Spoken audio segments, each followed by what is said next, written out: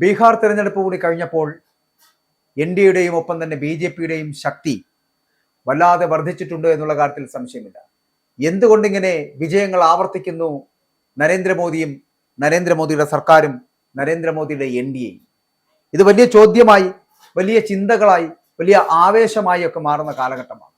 അതുകൊണ്ട് തന്നെ ഈ സർക്കാരുമായിട്ട്, അതായത് മോദി സർക്കാരുമായിട്ട് ബന്ധപ്പെട്ടിട്ട് ഉള്ള ചില കാര്യങ്ങൾ, മോദി സർക്കാർ രാജ്യത്ത് നടപ്പാക്കിയ ഒറ്റ നേട്ടത്തിലെ ഓരോരോ നേട്ടങ്ങൾ തൊട്ടുകാണിക്കാവുന്ന ഏകദേശം 50ഓളം വരുന്ന പരിവർത്തനങ്ങൾ, ആ 50ഓളം വരുന്ന പരിവർത്തനങ്ങൾ അക്കമിട്ട് നിരത്തുന്ന സാമൂഹ്യ മാധ്യമ പോസ്റ്റ് എന്ന് പറയപ്പെടുന്നത് വൈറലാകുന്നുണ്ട്. അതായത് മോദി സർക്കാർ കൊണ്ടുവന്ന നേട്ടങ്ങൾ എന്തൊക്കെയാണ്? ആ നേട്ടങ്ങൾ എന്ന് പറഞ്ഞ് കാണിക്കുന്നത് കാണേണ്ടതാണ്, അറിയേണ്ടതാണ്. ഒന്നാമതായിട്ട് അവർ പറയുന്നു ഇന്ത്യയുടെ പുതിയ പാർലമെന്റിന്റെ നിർമ്മാണത്തെക്കുറിച്ച്. രണ്ടാമതായിട്ട് ലോകത്തിലെ ഏറ്റവും വലിയ ക്രിക്കറ്റ് സ്റ്റേഡിയം നിർമ്മിച്ചതിനെ കുറിച്ച്, ലോകത്തിലെ ഏറ്റവും വലിയ പ്രതിമ നിർമ്മിച്ചതിനെ കുറിച്ച്, ലോകത്തിലെ ഏറ്റവും നീളം കൂടിയ റെയിൽവേ സ്റ്റേഷൻ നിർമ്മിച്ചതിനെ കുറിച്ച്, ഏറ്റവും ഉയരം കൂടിയ റെയിൽവേ പാലം നിർമ്മിച്ചതിനെ കുറിച്ച്, ഇങ്ങനെ ലോകത്തിലെ ഏറ്റവും നീളം കൂടിയ ഹൈവേ ടണൽ നിർമ്മിച്ചിരിക്കുന്നു, ലോകത്തിലെ ഏറ്റവും നീളം കൂടിയ റിവർ ക്രൂയിസ് കപ്പൽ നിർമ്മിച്ചിരിക്കുന്നു, ലോകത്തിലെ ഏറ്റവും നീളം കൂടിയ വൈദ്യുതീകരിക്കപ്പെട്ട റെയിൽ തുരങ്കം നിർമ്മിച്ചിരിക്കുന്നു, ലോകത്തിലെ തന്നെ ഏറ്റവും വലിയ ഓഫീസ് സൂറത്തിലെ ഡയമണ്ട് ബോസ് എന്ന് പറയപ്പെടുന്നത് ആ ഓഫീസ് നിർമ്മിച്ചിരിക്കുന്നു. മാത്രമോ ഇന്ത്യയിലെ അങ്ങോളം ഇങ്ങോളമായിട്ട് 11 കോടി ടോയ്ലറ്റുകൾ നിർമ്മിച്ചു നൽകി, 262ഓളം വരുന്ന മെഡിക്കൽ കോളേജുകൾ നിർമ്മിച്ചു നൽകി, രാമക്ഷേത്രം പണിതു എന്നുള്ള അവകാശവാദം വളരെ കൃത്യമായിട്ട് ബി ജെ പി മുന്നോട്ട് വെക്കുന്നു. 7 IITകൾ നിർമ്മിച്ചിരിക്കുന്നു, 15ഓളം വരുന്ന AIMSകൾ നിർമ്മിച്ചിരിക്കുന്നു, ഏഷ്യയിലെ ഏറ്റവും വലിയ ഹെലികോപ്റ്റർ നിർമ്മാണ യൂണിറ്റുകൾ നിർമ്മിച്ചിരിക്കുന്നു, ഇന്ത്യയിലെ ആദ്യത്തെ സെമി ഹൈസ്പീഡ് ട്രെയിനുകൾ വന്ദേ ഭാരത് നിർമ്മിച്ചു നൽകി. അങ്ങനെ ഇന്ത്യയിലെ ഏറ്റവും വലിയ കോൺഫറൻസ്, കൺവെൻഷൻ, എക്സിബിഷൻ ഹാളുകൾ നിർമ്മിച്ചിരിക്കുന്നു. ലോകത്തിലെ ഏറ്റവും വേഗത്തിൽ വളരുന്ന സമ്പദ് വ്യവസ്ഥ എന്ന് പറയപ്പെടുന്നത് ഇന്ത്യയിലാണ്. ഇന്ത്യയാണ് അതിലേക്ക് എത്തപ്പെടുന്നത്. GDP നിരക്ക് എന്ന് പറയപ്പെടുന്ന 6.3% വളർച്ചയുണ്ടാകുന്നു. തുടർച്ചയായിട്ട് 105 മണിക്കൂറും 33 മിനിറ്റും കൊണ്ട് ഏകദേശം 75 കിലോമീറ്റർ ബിറ്റുമിനസ് പാത നിർമ്മിച്ചതിന്റെ ഗിന്നസ് റെക്കോർഡും ഇതേ NDA സർക്കാരിന്റെ, മോദി സർക്കാരിന്റെ ഭരണ നേട്ടങ്ങളിൽ പെടുന്നു എന്നുള്ളതാണ്. ഇനിയുമുണ്ട് 2014 നിർമ്മിച്ച റോഡുകൾ പ്രതിദിനം 2 കിലോമീറ്റർ വീതം 2023 ആയപ്പോൾ അത് 68 കിലോമീറ്റർ ആയിട്ട് പ്രതിദിനം മാറി എന്നുള്ളതാണ്. ലോകത്തെ ഏറ്റവും വലിയ ഫോൺ നിർമ്മാതാക്കളായിട്ട് ഇന്ത്യ മാറുന്നു. ഇന്ത്യ ലോകത്തിലെ 5ാമത്തെ വലിയ സമ്പദ് വ്യവസ്ഥയാക്കി മാറ്റുന്നു. ഗോതമ്പിന്റെയും അരിയുടെയും ഏറ്റവും വലിയ ഉൽപാദകരായി ഇന്ത്യയെ നിർമ്മിച്ചു. ഏറ്റവും വിജയകരമായിട്ടുള്ള ഉച്ചകോടി ആതിഥേയത്വം വഹിക്കുവാൻ വേണ്ടിയിട്ട്, അതായത് G20യുടെ ഉച്ചകോടി ആതിഥ്യം വഹിക്കുവാനായിട്ട് ഇന്ത്യക്ക് കഴിഞ്ഞു. ആഫ്രിക്കൻ യൂണിയൻ G20യിൽ ഉൾപ്പെടുത്തി അതിനെ G21 ആക്കി ചരിത്രപരമായിട്ടുള്ള, വിശ്വാസപരമായിട്ടുള്ള നേട്ടങ്ങളിലേക്ക് ഇന്ത്യയെ കുതിച്ചുകൊണ്ടാക്കി എന്നുള്ളതും ഇന്ത്യ എടുത്തു പറയേണ്ട നേട്ടങ്ങളാണെന്നുള്ളതാണ്. ഇനിയുമുണ്ട്, തീർന്നിട്ടില്ല.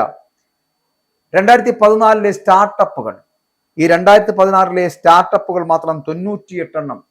2023 ആയപ്പോൾ സ്റ്റാർട്ടപ്പുകളുടെ എണ്ണം 1 ലക്ഷത്തിലധികമായി എന്നുള്ളതാണ്. ഇന്ത്യയൊട്ടാകെ ഖേലോ ഇന്ത്യ സ്കൂൾ ഗെയിംസുകൾ, യൂത്ത് ഗെയിംസുകൾ, യൂണിവേഴ്സിറ്റി ഗെയിംസുകൾ എന്നിവ സംഘടിപ്പിക്കുവാനും തൽഫലമായിട്ട് ഏഷ്യൻ ഗെയിംസിൽ ഇന്ത്യൻ കായിക ചരിത്രത്തിൽ ഏറ്റവും കൂടുതൽ മെഡലുകൾ നേടിയതും ഇന്ത്യയാണ് എന്നുള്ള പ്രത്യേകത കൂടി ഉണ്ടായിരുന്നു. 107 മെഡൽ.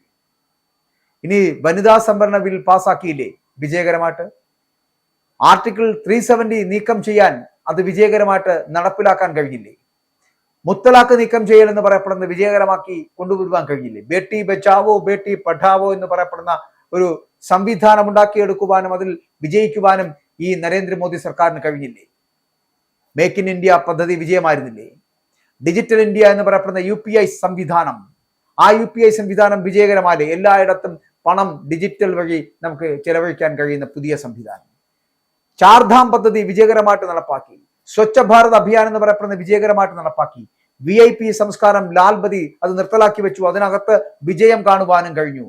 ഭാരത് മാല അത് വിജയകരമായിട്ട് പൂർത്തിയാക്കാൻ കഴിഞ്ഞു. സാഗർമാല വിജയിപ്പിച്ചെടുക്കുവാൻ കഴിഞ്ഞു. സോജില ടണൽ വിജയകരമായിട്ട് പൂർത്തിയാക്കാൻ കഴിഞ്ഞു. ഇങ്ങനെ മുംബൈ ട്രാൻസ് ഹാർബർ ലിങ്ക് അടക്കം വിജയകരമായിട്ടുള്ള നേട്ടമാക്കി മാറ്റുവാൻ NDA സർക്കാരിന്, മോദി സർക്കാരിന് കഴിഞ്ഞു എന്നുള്ളത് ഏറ്റവും വലിയ നേട്ടങ്ങളിൽ പെടുന്നു എന്നുള്ളതാണ്. നോട്ട് നിരോധനം എന്ന് പറയപ്പെടുന്നത് ചരിത്രമായി മാറിയില്ലേ? അടൽ സേതു എന്ന് പറയപ്പെടുന്ന ഇന്ത്യയിലെ ഏറ്റവും നീളം കൂടിയ കടൽപ്പാലം, ആ കടൽപ്പാലത്തിന്റെ പദ്ധതി എന്ന് പറയപ്പെടുന്നത് നടപ്പിലാക്കാൻ കഴിഞ്ഞില്ലേ? സുദർശൻ സേതു, ഇന്ത്യയിലെ ഏറ്റവും നീളം കൂടിയ കേബിൾ പാലം ഉണ്ടാക്കുവാൻ കഴിഞ്ഞില്ലേ? ഇങ്ങനെ നേട്ടങ്ങളുടെ ഒരു വലിയ പദ്ധതി തന്നെ നടപ്പിലാക്കുവാൻ ഇന്ത്യക്ക് കഴിഞ്ഞു എന്നുള്ളതാണ്. OROP എന്ന് പറയപ്പെടുന്ന നടപ്പിലാക്കി. ഗസ്റ്റസ് ഫൈറ്റർ ജെറ്റുകൾ ഉണ്ടാക്കിയെടുക്കുവാൻ ഇന്ത്യക്ക് കഴിഞ്ഞു. ഏകദേശം 36ഓളം വരുന്ന ഫൈറ്റർ ജെറ്റുകൾ ഉണ്ടാക്കിയെടുത്തു. ആയുഷ്മാൻ ഭാരത് എന്ന് പറയപ്പെടുന്ന 30 കോടിയുടെ ലോകത്തിലെ ഏറ്റവും വലിയ ആരോഗ്യ സംരക്ഷണ പദ്ധതി ഉണ്ടാക്കിയെടുക്കുവാൻ ഇന്ത്യക്ക് കഴിഞ്ഞു. മാത്രമല്ല ഗ്രാമ വ്യവസായ വിൽപ്പന എന്ന് പറയപ്പെടുന്നത് തന്നെ ഏകദേശം 1,28,00,000 മടങ്ങ് വർദ്ധിപ്പിക്കുവാൻ ഇന്ത്യക്ക് കഴിഞ്ഞു. സർവകലാശാലകൾ എന്ന് പറയപ്പെടുന്നത് 723 നിന്ന് 1180 സർവകലാശാലകളായി വർദ്ധിപ്പിക്കുവാൻ കഴിഞ്ഞു.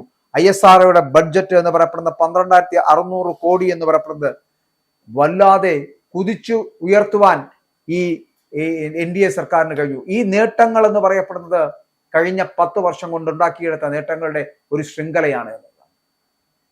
ഒന്നും കാണാത്തവർക്ക് ഇതൊന്നും കാണാൻ കഴിയില്ല എന്നുള്ളതാണ്.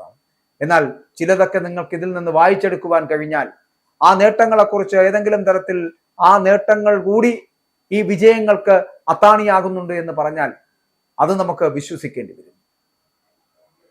മോദി സർക്കാർ രാജ്യത്തിൽ നടപ്പിലാക്കിയിട്ടുള്ള നേട്ടങ്ങൾ എന്ന് പറയപ്പെടുന്നത് കണ്ണുകൊണ്ട് കാണാൻ കഴിയുന്നതാണ് എന്നുള്ളതാണ്.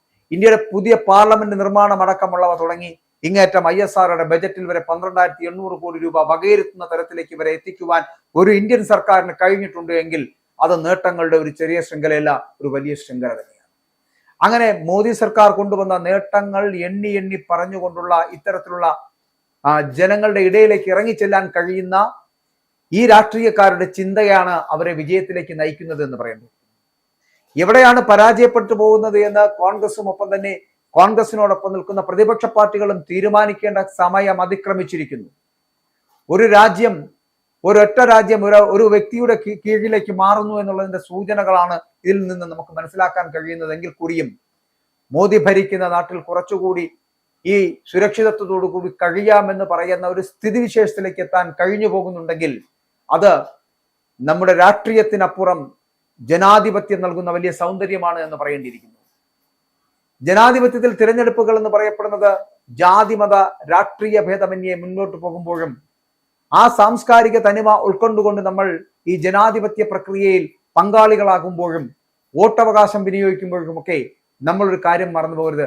രാജ്യത്തിന്റെ ഭാവി ഭാഗതയെ നിർണ്ണയിക്കുന്ന വോട്ടാണ് നിങ്ങൾ നടത്തുന്നത്, ജനാധിപത്യ പ്രക്രിയയാണ് നിങ്ങൾ നടത്തുന്നത്. അതിനകത്ത് നിങ്ങൾ പങ്കാളികളാകുമ്പോൾ നിങ്ങൾക്ക് ആരെ വേണമെങ്കിലും തിരിച്ചു കൊണ്ടുവരാം, നിങ്ങൾക്ക് ആരെ വേണമെങ്കിലും ഇവിടെ നിന്ന് പറഞ്ഞയക്കാം. അതിനുള്ള ജനാധിപത്യ പ്രക്രിയയാണ് തിരഞ്ഞെടുപ്പുകൾ എന്ന് പറയപ്പെടുന്നത്, പൊതു തിരഞ്ഞെടുപ്പുകൾ എന്ന് പറയപ്പെടുന്നത്. ആ തിരഞ്ഞെടുപ്പുകളിൽ നിങ്ങൾ നൽകുന്ന വോട്ടുകൾ കൊണ്ട് അധികാരത്തിലെത്തുന്നവർ നമ്മെ ഭരിക്കുന്നതിന് പകരം നമ്മെ പ്രജകളായി കാണുന്ന നമ്മളോടൊപ്പം സേവകരായി മാറേണ്ടവർ നമ്മുടെ രാജാക്കന്മാരായി മാറുകയാണ് എന്നുണ്ടെങ്കിൽ 5 വർഷത്തിലൊരിക്കൽ നിങ്ങൾക്ക് അവരെ നിഷ്കാസനം ചെയ്യുവാനുള്ള പദ്ധതിയുണ്ട്. അതാണ് ജനാധിപത്യത്തിന്റെ സൗന്ദര്യമായിട്ടുള്ള തെരഞ്ഞെടുപ്പ് എന്ന് പറയുന്നത്. ആ തെരഞ്ഞെടുപ്പുകളിൽ വോട്ടവകാശം ചെയ്ത് നിങ്ങൾക്ക് ഇവരെ പുറത്താക്കാം. പക്ഷേ നേട്ടങ്ങളാണ് അവർ എണ്ണി പറയുന്നതെങ്കിൽ ആ നേട്ടങ്ങളോടൊപ്പം നിൽക്കുവാനേ ജനങ്ങൾക്ക് കഴിയൂ എന്നുള്ളിടത്താണ് NDA വിജയിക്കുന്നതും നരേന്ദ്രമോദി വിജയിച്ചു കയറുന്നത്. ഇസ്രായേലിന്റെ 5 സൈനിക താവളങ്ങളിൽ കനത്ത നാശനഷ്ടം. മോദി വെളിപ്പെടുത്തുന്ന ഇന്ത്യയുടെ വികസനത്തിന്റെ മയക്കുമരുന്ന് വിൽപ്പനയ്ക്കെതിരെ ശക്തമായ നടപടിയെടുത്ത് ഷാർജ പോലീസ്. അമേരിക്കയിലെ സാധാരണ മനുഷ്യരോട് കൂടിയാണ് കോൺഗ്രസിനുള്ളിൽ പങ്കുവയ്ക്കാൻ വി ഡി സതീശൻ ഓപ്പറേഷൻ സിന്ദൂറിൽ ഉപയോഗിച്ച